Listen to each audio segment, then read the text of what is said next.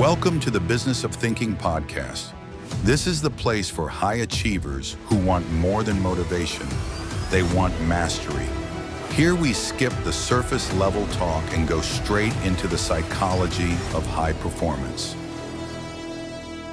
Hi, and welcome to the Business of Thinking again. My name is Reid, and today I'm joined by Jamie Smart. Jamie's an author, he's a coach and a keynote speaker, and he's got some interesting ideas around this topic of coaching. And we'll go into those very shortly. But first and foremost, Jamie, welcome. Fantastic to have you here.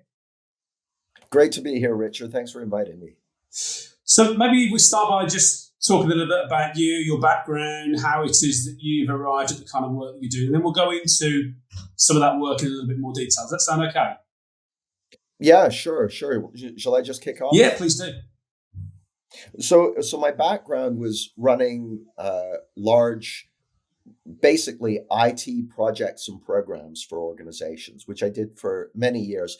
And I was good at it, but I sensed that there was something else for me. And I went on like a personal development weekend one weekend, and I saw this trainer at the front of the room working with groups, coaching people, that sort of thing. And I was like, that's what I want to do. And I was terrified of public speaking. So I was like, well, that's inconvenient, but we'll get that handled. But very, very common. And went on that.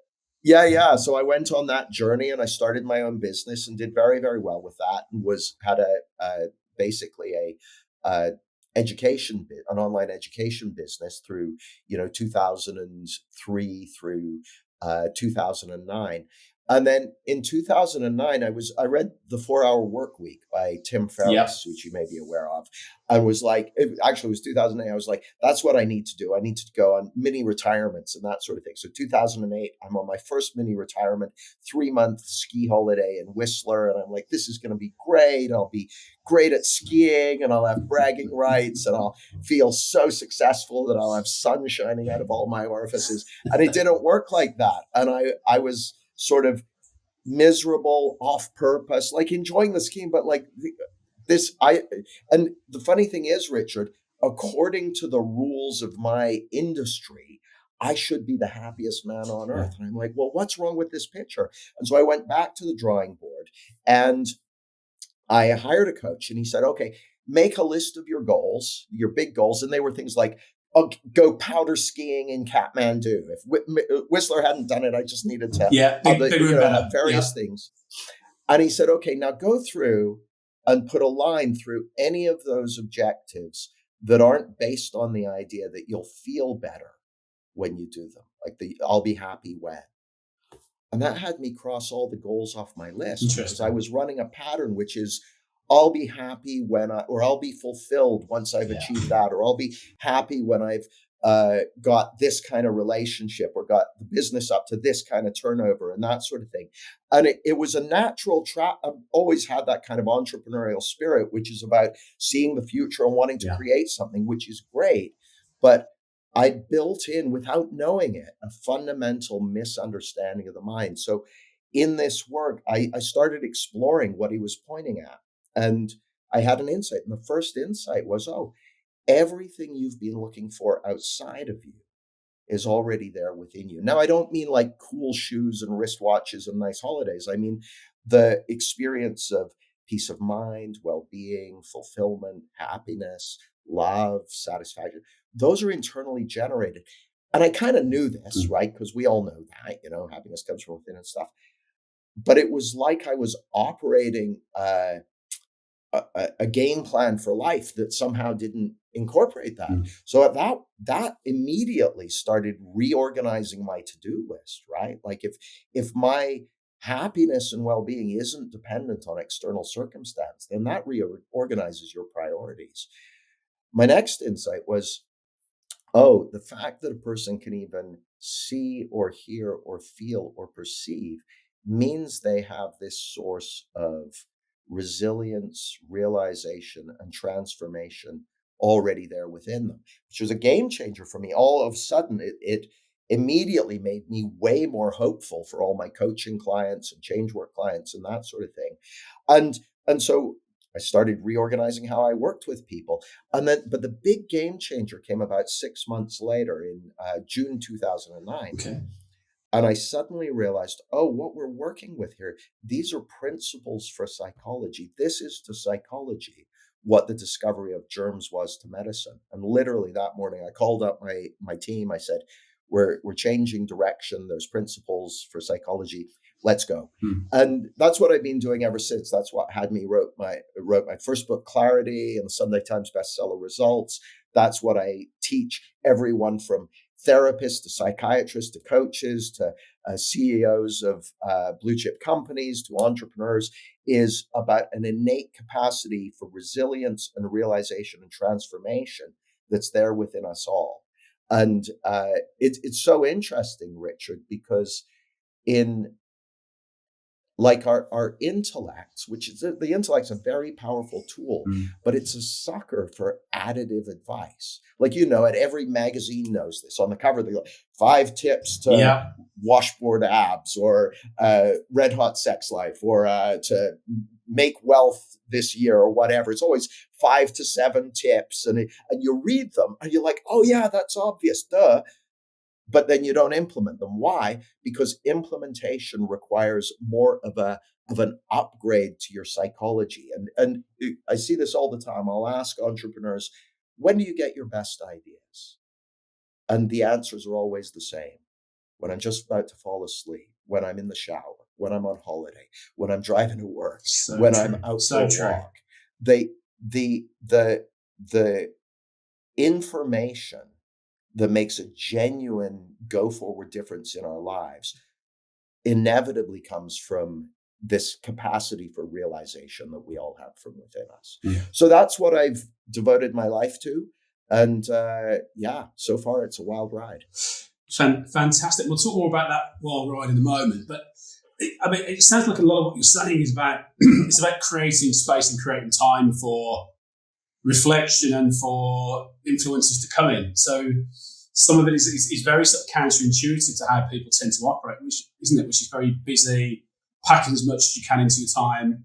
How do you sort of deal with people's resistance to the idea of that? Well, in answer to what you said about creating time and space for reflection, yes and no. Let me address it.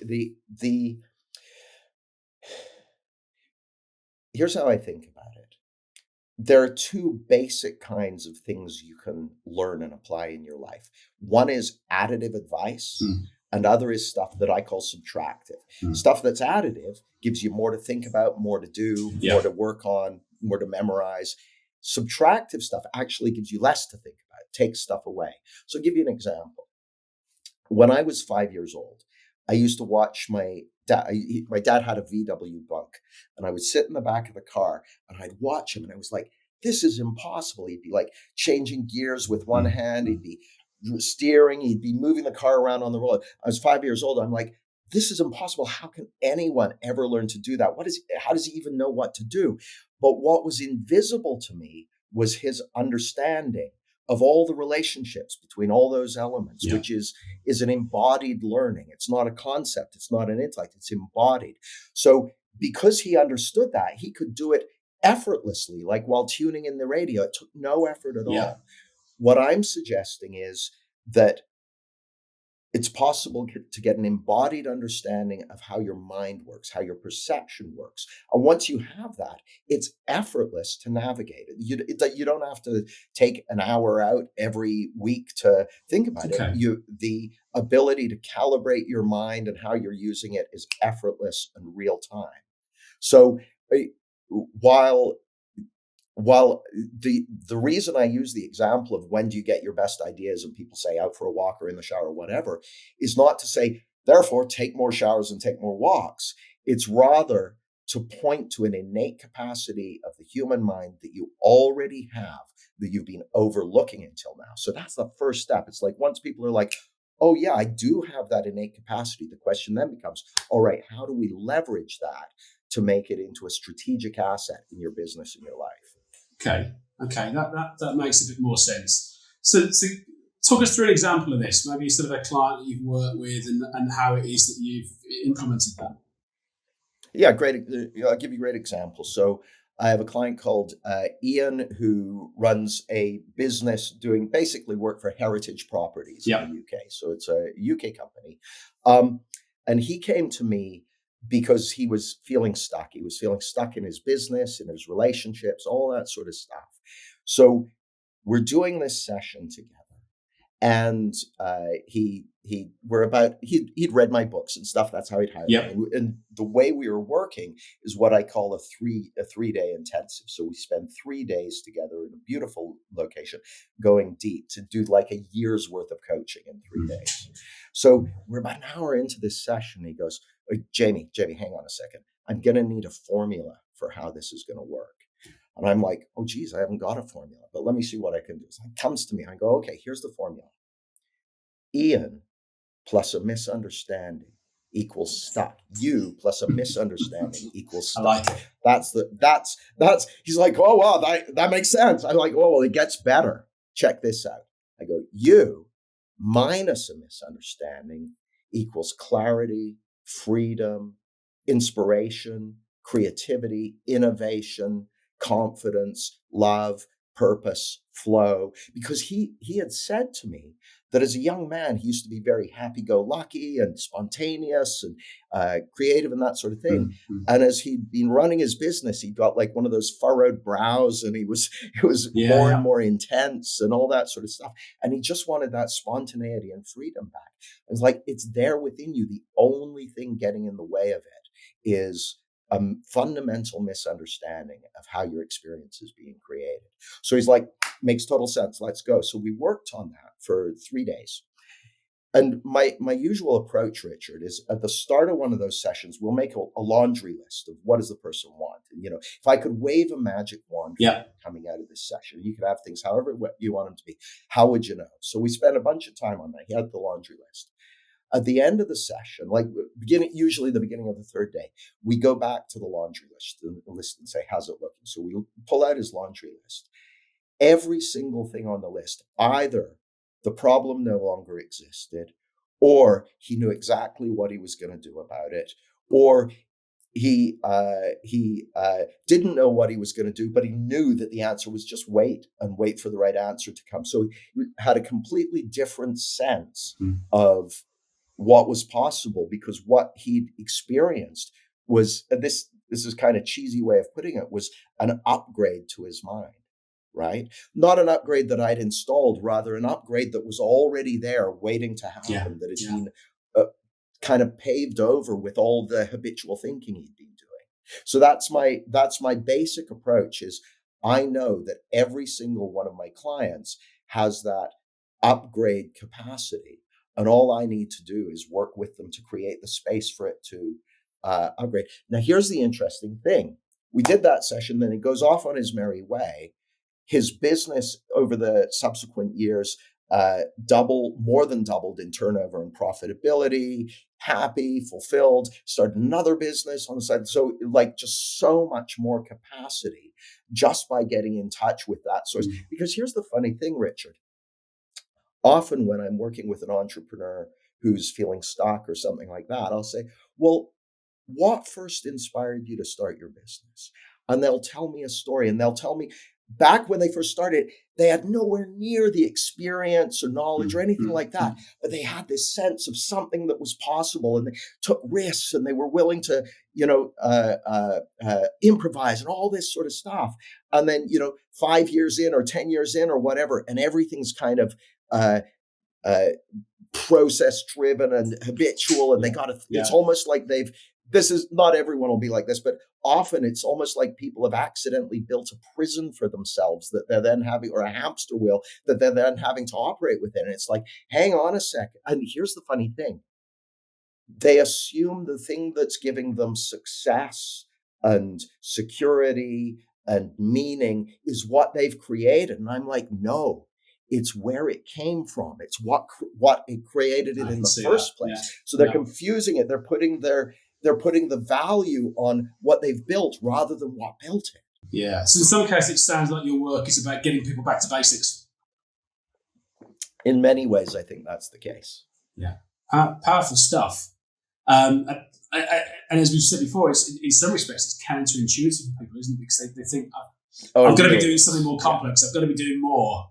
And as you say, it sounds as though in a lot of cases it's there. It's just tapping into that and channeling that. Well, and the funny thing is, Richard, the kind of the proof of this is all around us. Like it's funny. There's a Harvard Business Review article by three researchers, Petty, Hirschberg, and Kayla, I think they're called. Okay. Did this study. They looked at over 700 senior executives in companies around the world.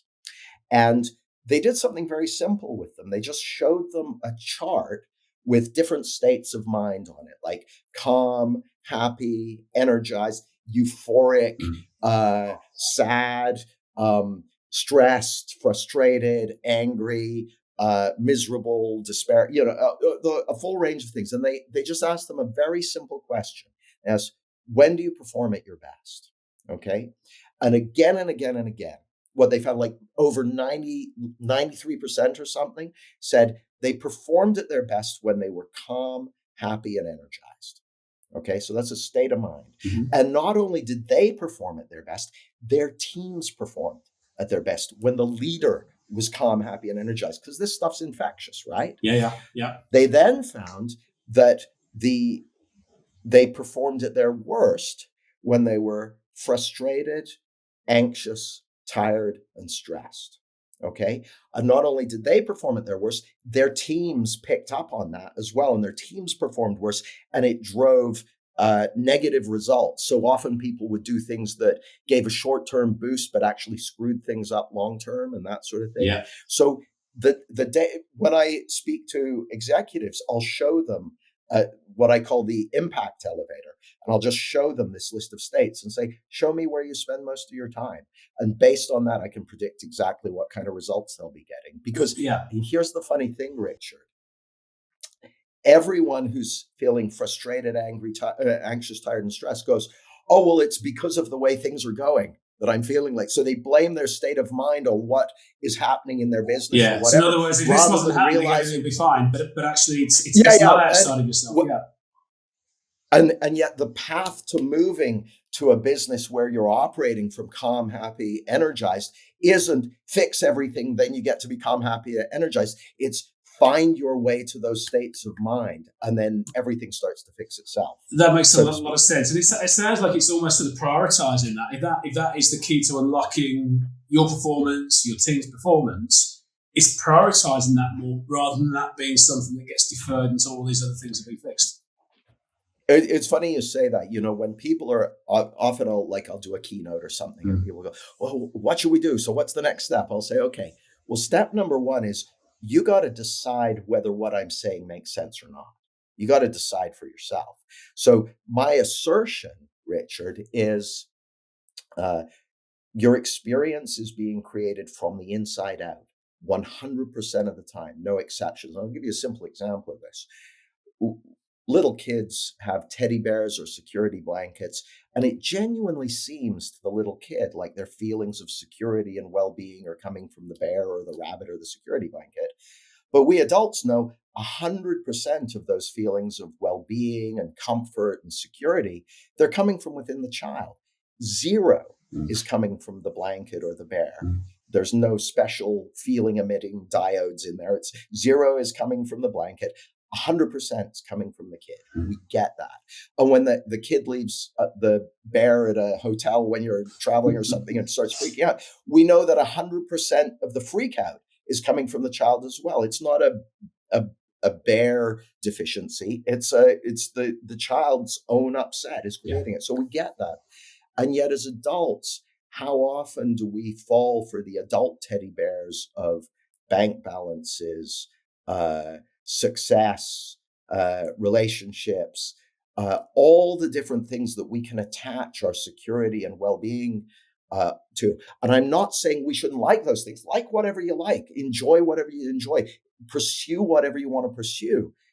But once you realize that 100% of your security, well-being, confidence, clarity, meaning, purpose comes from within and not from out there, it's a game changer. So step one got to decide whether what I'm saying makes sense or Yeah. not. And if you decide it doesn't make sense, then no further action needed.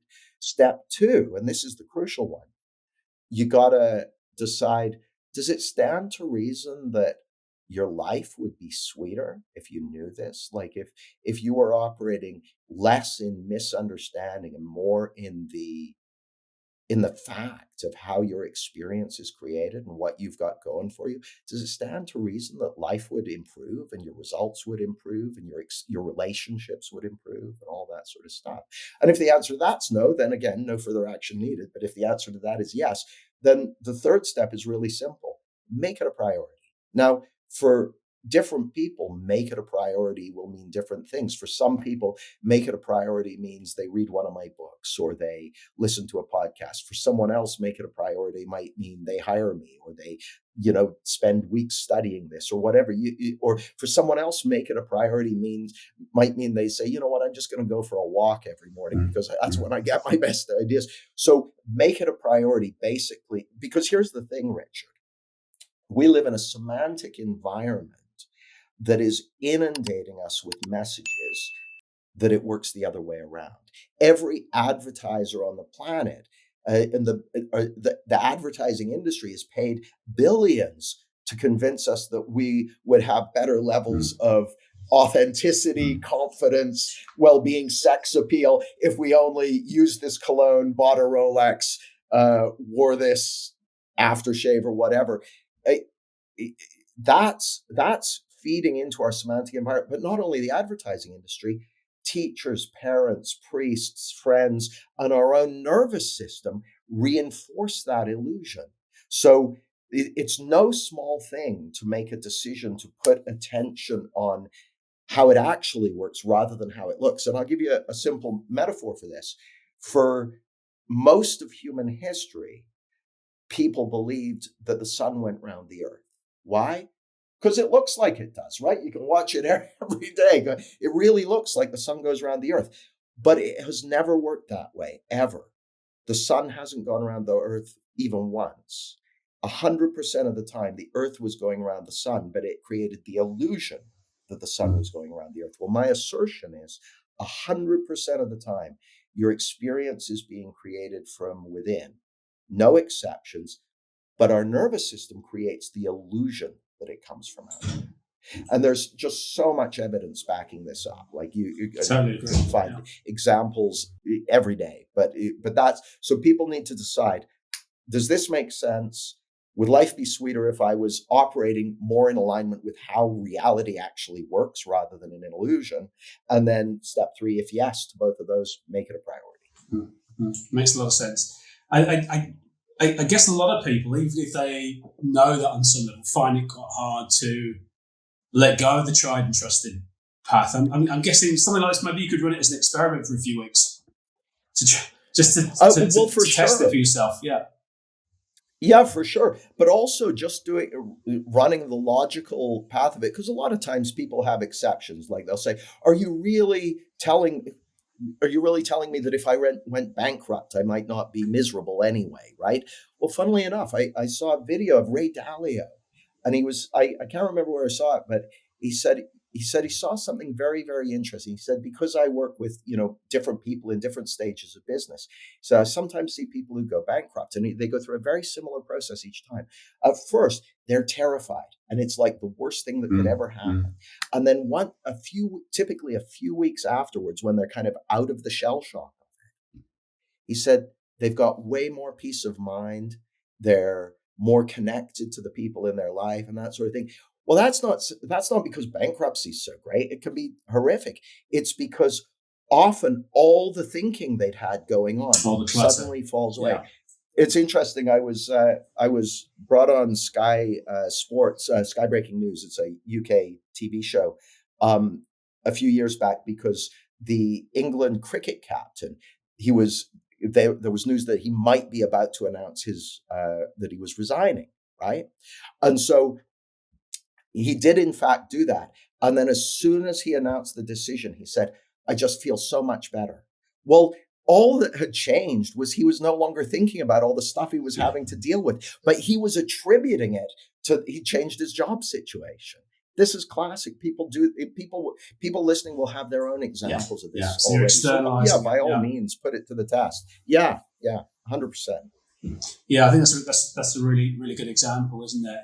And I guess some of this is really almost sounds akin to mindfulness. In other words, it's you choosing where you put your attention and actually recognizing what gives you intrinsic value rather than sleepwalking through life. It really is, Richard. And I'll give you an example that will be kind of interesting. Like my assertion is that what we're talking about here is actually principles, like fundamental principles, like gravity is a principle, right? Now, if you use the example of gravity, you were born into gravity, right? You didn't know anything about it when you were born, but you started learning about it automatically, learning from the implications of gravity from the moment you were born, from the dribble running down your face to your first attempts to push a plate off a table or to get up and walk or whatever. And for the first 5, 6, 7 years of your life, you're on a gravity crash course. And now, today, you use your embodied understanding of gravity 1,000 times a day without even thinking about it, without even having to think about it. So it's automatic utilization. Different example, if we take germs are a pre-existing fact, but until a little over 100 years ago, no one knew about them. No one knew that they were relevant. But today, every adult knows that germs are important, and you got to wash your hands before you eat dinner, and if you drop a sandwich on the floor, you got 3 seconds to pick it up and all that kind of stuff. Well, someone taught you to get visibility. I'll give you an example. I was one of my clients. She at the time had a 4-year-old daughter, and she went to school one day, and her teacher said, "Today we're going to learn about germs." And she got 2 of the kids, and she put glitter on their hands. You know, that glitter little Yeah. She put glitter on their hands, and then goes, "Let's see where the glitter is at the end of the day." Well, at the end of the day, where's the glitter? Everywhere, every kid, every surface, everywhere up to 4 feet tall, right? And the teacher goes, "That's what germs are like, except you can't see them."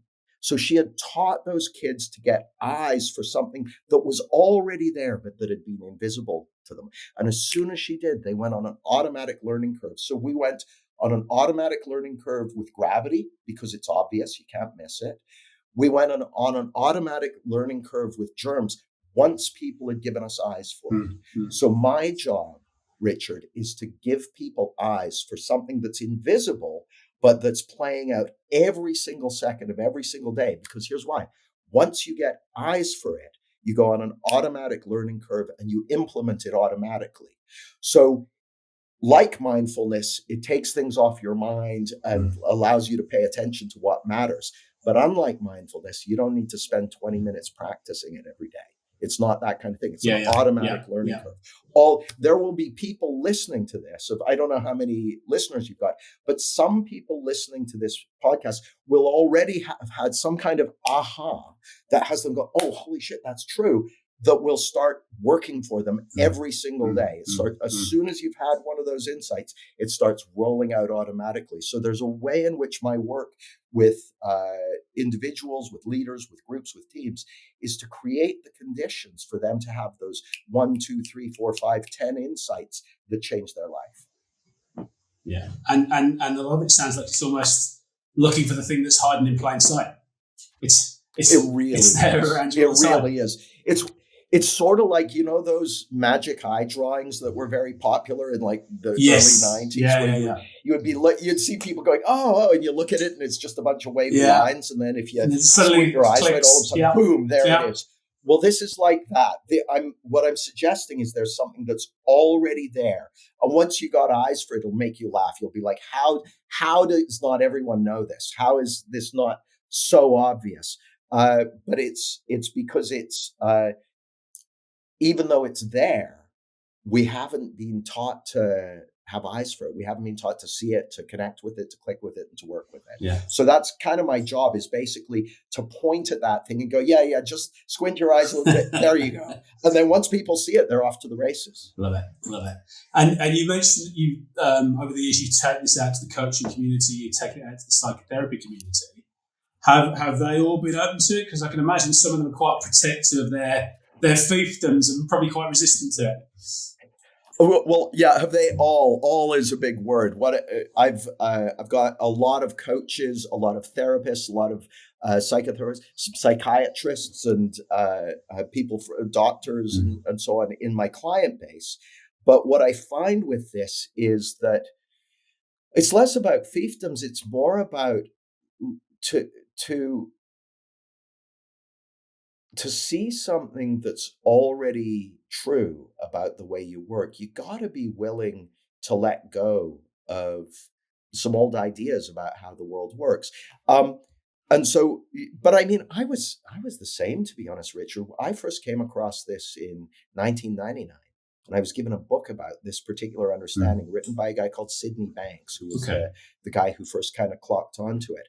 And I read that and I was like, no, it's too simplistic. And I already know this anyway, and blah, blah, blah, blah. So I couldn't see it. And then when I came back to it again, I read another book and I was like, there's something here, but I can't tell what it is. But there's something. It's doing something, but I can't tell what it is.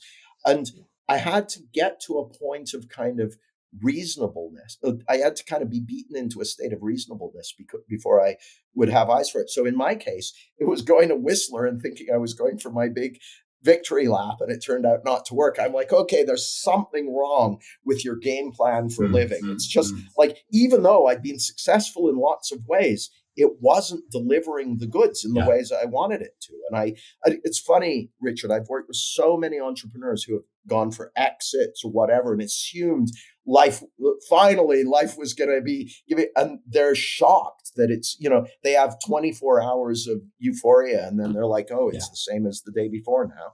And so this is a real game changer for people, because they discover that what they've been looking for is already there within them. Here's the other thing you often find. People will say, oh, but if I believed I already had that stuff within me, then why would I be motivated to do anything? It's like, well, actually, you'd be motivated to do it for the same reason you were in the first place. The reason you created what you want to create is because of things that matter to you, like freedom, like creating things, like contribution, like making a difference, all that sort of stuff. That stuff's still there because that's there in the domain of making things happen. Yeah. It's just you're not being driven by a lie about where your happiness, where your fulfillment, where your well-being, where your peace of mind is going to come.